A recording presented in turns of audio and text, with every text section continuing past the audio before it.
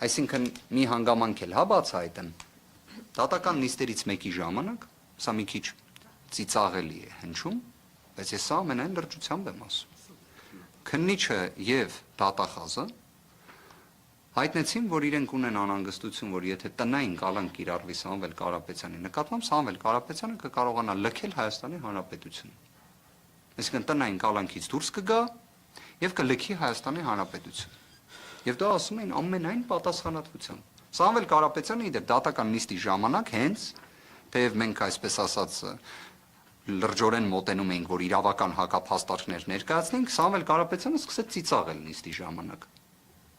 Դրանից հետո էլ մենք չհակադարձեցինք, որովհետև սա էլ երևի բացահայտենք, դատավորն է սկսեց ծիծաղել։ Այլարց իհարկե, հա ծիծաղեց, դրանից հետո կալանքը միևնույն է երկարաձգեց, բայց ինչև է սա ուզում եմ ասեմ, որպես երևույթ այդքան ծիծաղելի են նման փաստարկները, բայց կարող է հիմա օրինակ քննիչը եւ դատախազը լսում են մեզ եւ ասում են ոնց թե իրենք դա շատ մեծ լրջությամբ եւ պատասխանատվությամբ էին ասում։ Դեկտեմբերի 30-ից Սամվել Կարապետյանը տնային կալանքի պայմաններում է, գտնվում է իր տանը։ Իդեպ այս ժամանակահատվածում նույնիսկ մի քանի անգամ այցելել է բժշկական հաստատություն, կրկին վերադառնալով իր տուն։ Հիմա սենց ստացվեց, հարգելի իրավապահներ, երևի թե այս անգամ էլ ընդունենք, որ սխալվել էիք, լավ կլինի իհարկե, դրանում վատ բան չկա։ Հիմա օրինակ իրենք ինչ էին ասում, գործընկերներ ջան, պատկերացրեք։ Ասում էին 2025 թվականի հունիսի 18-ից, որ Սամվել Կարապետյանի նկատմամբ եթե կալանք մի օրով էլ չկիրառվի,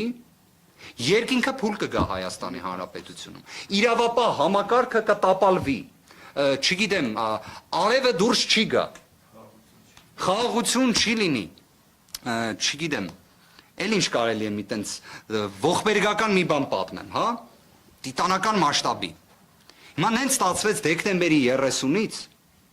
կալանավորված չէ Սամվել Կարապետյանը։ Ես օրինակ առավոտյան զարթնեցի, բացեցի պատուանը, որ տեսնեմ արդյոք երկինքը փուլ է եկել թե ոչ, փուլ չէր եկել։